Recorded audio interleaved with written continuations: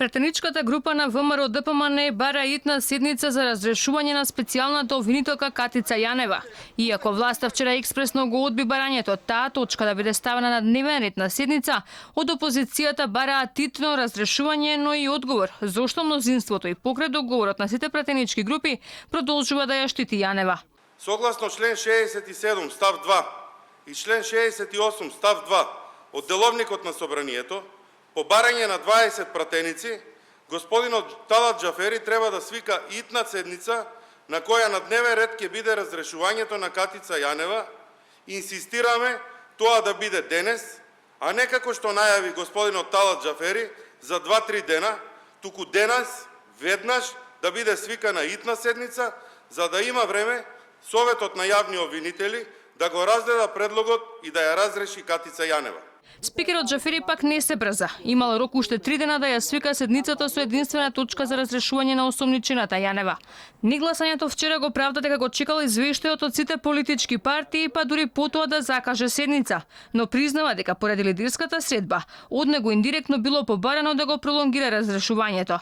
Првично за утре или сабота најавува седница. Од причина што беа подготвени за да седнат да преговараат околу и да ги продолжат разговорите околу Законот за јавно обвинителство новиот, индиректно беше побарано да почекам со седницата за разрешување.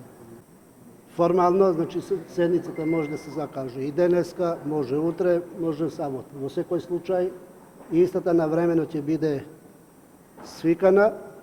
Иако Џафери се повикува на Собранискиот деловник, опозицијата се сомнева дека Собраниската седница свесно се пролонгира за Советот на јавни обвинители да нема време да ја донесе конечната одлука.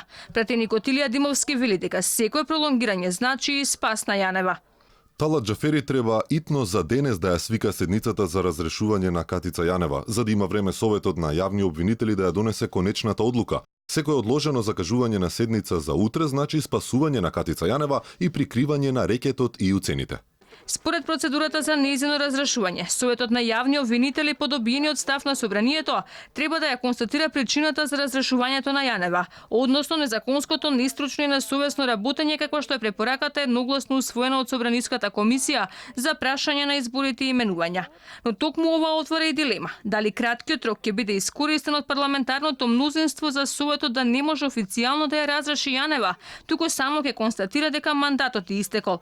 Ова сценарио пак се вклопува и со шпекулациите во јавноста дека постои план за спасување на Јанева и предметите на специјалното јавно обвинителство, кои ако Јанева не биде разрешена од Советот на јавни обвинители, нема да бидат предмет на ревизија, односно нема да се преиспитува дали Катица Јанева несовесно постапувала во сите други предмети на специјалното јавно обвинителство.